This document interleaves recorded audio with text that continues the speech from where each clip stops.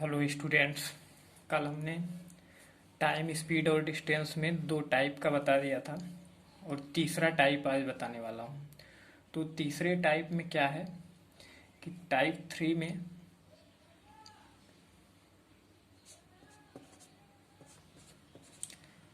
Type third में क्या है कि डिस्टेंस बराबर क्या होता है।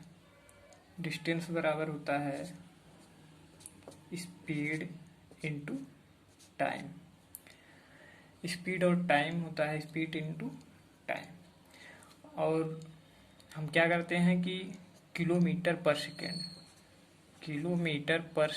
को मीटर पर सेकेंड में बदलने के लिए हम क्या करते हैं 5/18 से मल्टीप्लाई कर देते हैं, तो ये हमारा चेंज हो जाता है मीटर पर सेकेंड में। और मीटर पर सेकेंड को चेंज करने के लिए किलोमीटर पर सेकेंड में 18/5 का मल्टीप्लाई करते हैं और ये चेंज हो जाता है किलोमीटर पर सेकेंड में। तो यहाँ पर distance equal to speed into time. तो आइए इसका हम एक सवाल देखते हैं कैसे हम यूज करेंगे इसका।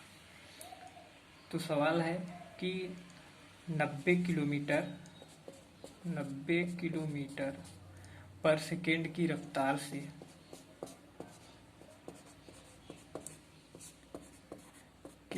से जाने वाली कोई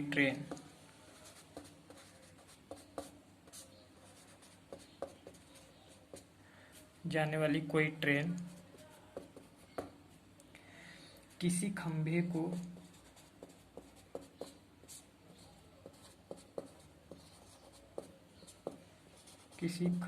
को 30 सेकंड में पार करती है। 30 सेकंड में पार करती है।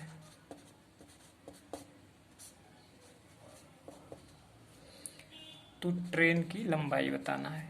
तो ट्रेन की लंबाई, तो इसको हम क्या करते हैं कि 90 किलोमीटर पर की रफ्तार से जाने वाली कोई ट्रेन खंभे को 30 सेकंड में पार करती है। मान लीजिए कि ये कोई ट्रेन है, एक ट्रेन है और ये आपका पिलर है। तो पिलर को पार करने में ये जो ट्रेन है अपने लेंथ के बराबर ही क्रॉस करेगी इस पिलर को। तो यही इसकी लंबाई, इसकी जो है पूरी कवर की गई डिस्टेंस होगी। तो length equal to speed into time. तो लेंथ जो है, यही डिस्टेंस जो है उसकी लेंथ हो जाएगी।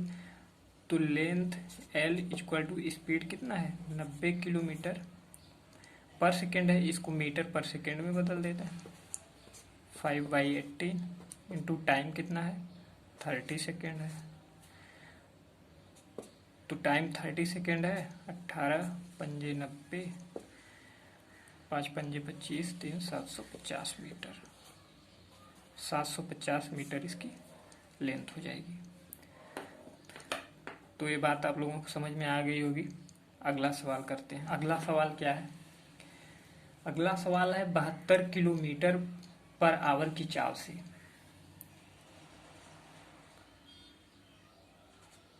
72 किलोमीटर पर आवर की चाल से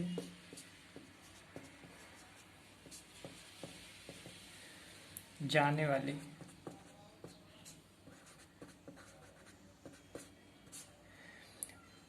ट्रेन 260 मीटर लंबे 260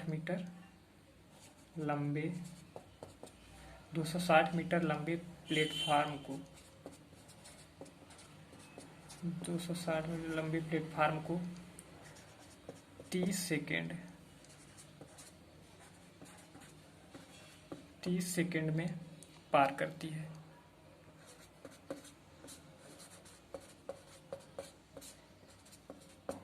ओके, तो ट्रेन की लंबाई बताना है। तो ट्रेन की लंबाई, तो इसमें क्या है 72 किलोमीटर पर आवर की चाल से जाने वाली ट्रेन 260 मीटर लंबे प्लेटफार्म को 30 सेकंड में पार करती है। तो ट्रेन जो है, मान ले रहे हैं ये ट्रेन है, ट्रेन की लंबाई हमने मान लिया L है, और यहाँ पर जो प्लेटफॉर्म बना है उसकी लंबाई कितनी है, 260 मीटर है, उसकी लंबाई 260 मीटर है। तो ट्रेन की लंबाई ज्ञात करना है, और ये कह रहा है कि इस प्लेटफार्म को क्रॉस करने में 30 सेकंड का समय लगता है। तो ट्रेन यहाँ से प्लेटफार्म के पास आई, यहाँ से क्रॉस करते हुए ट्रेन यहाँ जब आ जाएगी तो यहाँ से अपने लंबाई के बराबर जब वह पूरा क्रॉस करके बाहर निकल जाएगी, तब तो जाकर वह इस प्लेटफार्म को क्रॉस कर पाएगी। इसका मतलब ये है कि ये ट्रेन जो है पूरी डिस्टेंस कितनी तय कर रही है इस प्लेटफार्म को पार करने के लिए।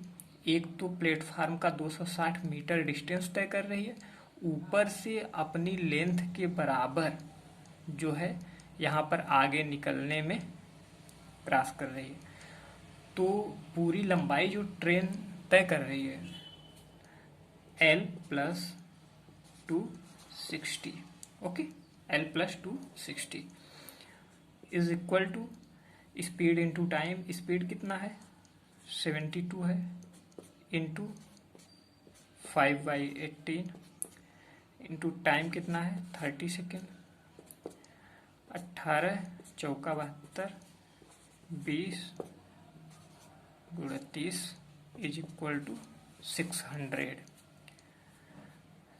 L + 260, तो L इज इक्वल टू हो जाएगा 600 - 260। तो इसकी वैल्यू कितनी आ जाएगी, इसकी वैल्यू आ जाएगी 340 मीटर, ओके। ये ट्रेन की लेंथ हो जाएगी। तो आइए अब अगला सवाल देखते हैं। ट्रेन की स्पीड बताना है हमें। तो यहाँ पर 275 मीटर लंबी एक ट्रेन है, 275 मीटर, और आपका प्लेटफॉर्म जो है ट्रेन की लंबाई के बराबर है। इसका मतलब वो भी 275 मीटर ही है, ओके। प्लेटफॉर्म जो है आपका 275 मीटर है। अब जो है ट्रेन को पूरी डिस्टेंस कवर कितनी करनी होगी, प्लेटफॉर्म की लंबाई प्लस अपनी जो लंबाई है, टोटल जो है उसको डिस्टेंस कवर करनी होगी। तो टोटल डिस्टेंस कितनी हो जाएगी, 275 कितना हो जाएगा, 550 मीटर पूरा डिस्टेंस हो गया। स्पीड कितना है, स्पीड हमें पता करना है, और टाइम क्या है, 33 सेकेंड। तो 11:5 11:3 स्पीड आपकी हो जाएगी 50/3 मीटर पर सेकेंड।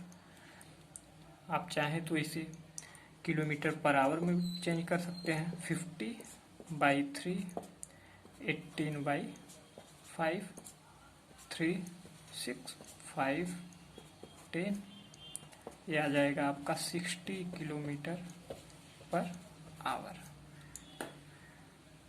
ओके। समझ में आ गया होगा। आइए अगला थोड़ा एक कॉन्सेप्ट देखते हैं, वो है सापेक्ष गति। सापेक्ष गति इसे बोलते हैं रिलेटिव वेलोसिटी। रिलेटिव वेलोसिटी है। रिलेटिव वेलोसिटी में क्या होता है, जब दो ट्रेन या बस कुछ भी हो, तो ये जब एक ही डायरेक्शन में गति करती हैं, जैसे एक ट्रेन है S1 स्पीड से जा रही है और दूसरे जो है S2 है, तो ये दोनों जब एक ही डायरेक्शन में गति कर रहे हो तो इनकी रिलेटिव वेलोसिटी क्या हो जाएगी, सापेक्ष गति। S1 minus S2, S1 minus S2, ये क्या हो जाएगी आपकी सापेक्ष गति। ओके। और दूसरा कंडीशन क्या है, जब दो ट्रेनें एक दूसरे के नज़दीक आ रही हों या एक दूसरे से दूर जा रही हों, तो उनकी सापेक्ष गति क्या होगी। इन दोनों ही परिस्थितियों में सापेक्ष गति होगी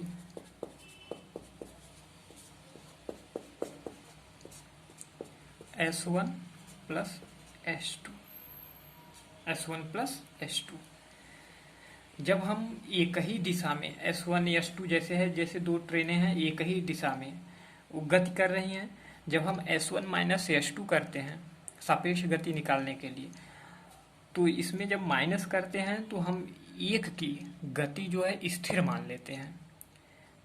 जैसे S1 माइनस S2 हमने किया है यहाँ पर, तो S1 माइनस S2 जब करते हैं इसकी जो वैल्यू आती है, इसका मतलब क्या है, इसकी वैल्यू जब, जैसे इसकी वैल्यू मान लीजिए 40 है, इसकी 30 है, तो जब यहाँ से इसमें से माइनस करते हैं जब 10 आता है, तो जब 10 आता है तो मतलब हमने इसकी गति घटा दी, तो इस अवस्था में हम इसकी वेलोसिटी को शून्य मान लेते हैं।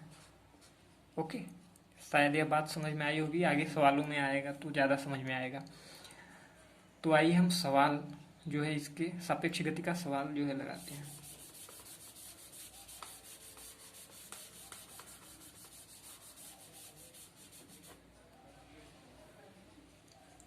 सवाल क्या है, 72 किलोमीटर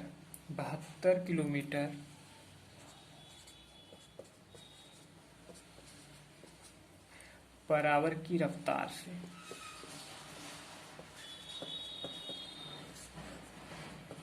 72 किलोमीटर पर आवर की रफ्तार से कोई ट्रेन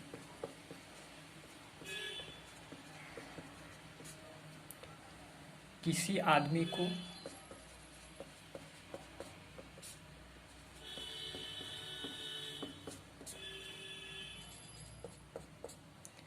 किसी आदमी को 15 सेकेंड में पार करती है।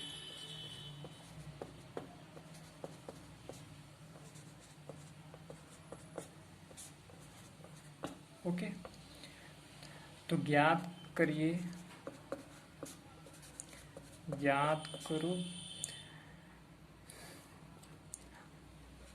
कि अपने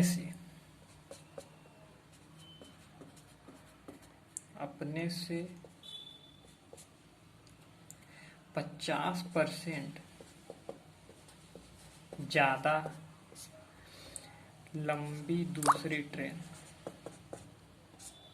50% से ज़्यादा लंबी दूसरी ट्रेन को यह ट्रेन कितनी देर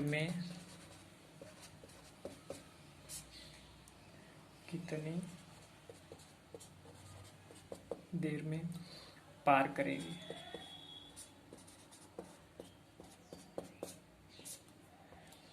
अगर दूसरी ट्रेन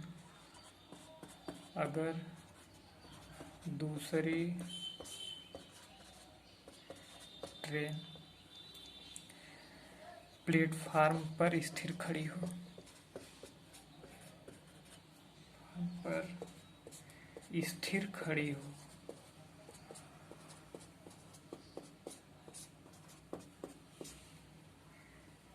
ओके।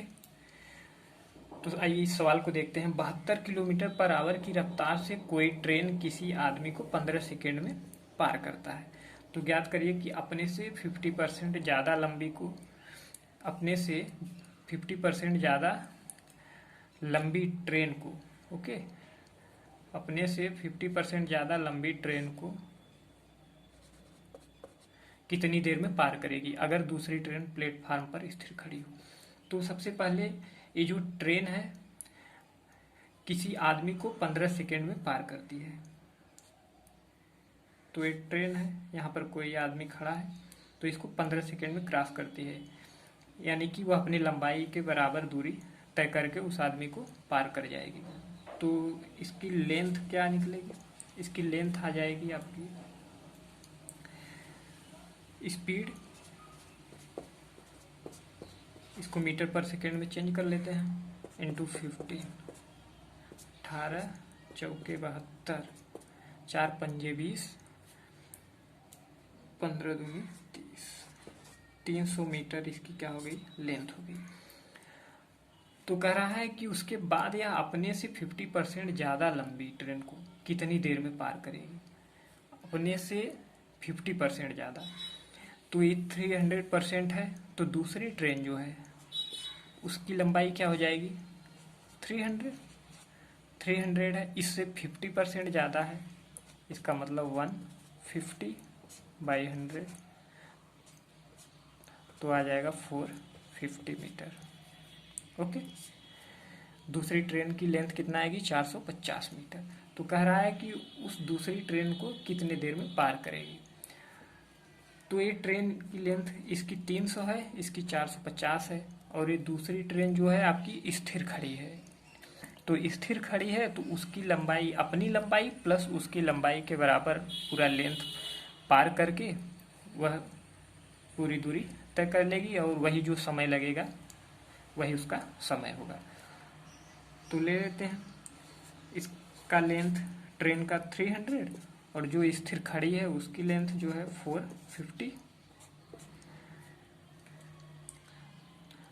और इसकी स्पीड कितनी है?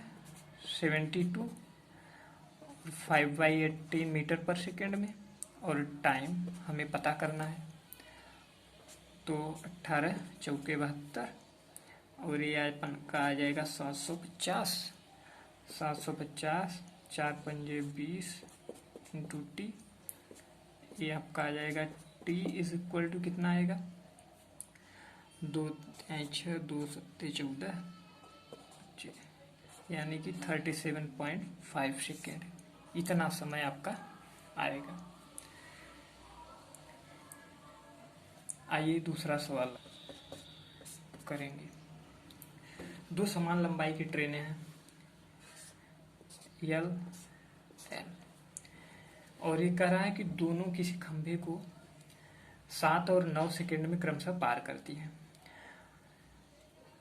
तो वे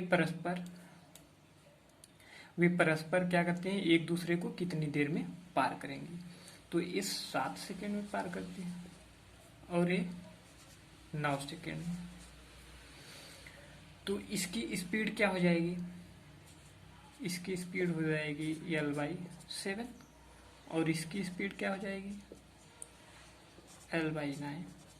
ओके, तो कह रहा है कि वे दोनों एक दूसरे को, जब दोनों एक दूसरे को पार करेंगी, इसकी लेंथ L है, इसकी लेंथ L है, और दोनों एक दूसरे की तरफ ट्रेनें आ रही हैं। इसकी स्पीड हमने मान लिया S1 है, इसकी S2 है। जब एक दूसरे के पास आ रही है ट्रेन, तो हमेशा सापेक्ष गति जो है S1+2, यानी दोनों की स्पीड जुड़ जाती है। तो हम S1 + S2 करेंगे। Speed is equal to distance कितना है टोटल? दोनों का 2L है। ओके, अपन टाइम क्या है?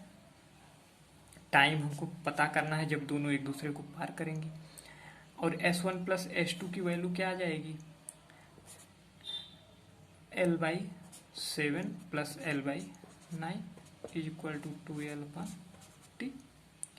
तो यहाँ से L कॉमन लेंगे तो L कैंसिल हो जाएगा यहाँ पर, और इसको हम जोड़ दे रहे हैं। 9 7 16/63 इक्वल टू 2/T 2 8, और T इज इक्वल टू आएगा आपका 63/8, इतना आएगा। 8 7 56 आएगा, 4 7, 8 7 56, 7/8, इतना सेकेंड आ जाएगा। चलिए आज का सेशन यहीं पर ख़त्म करते हैं। Thank you.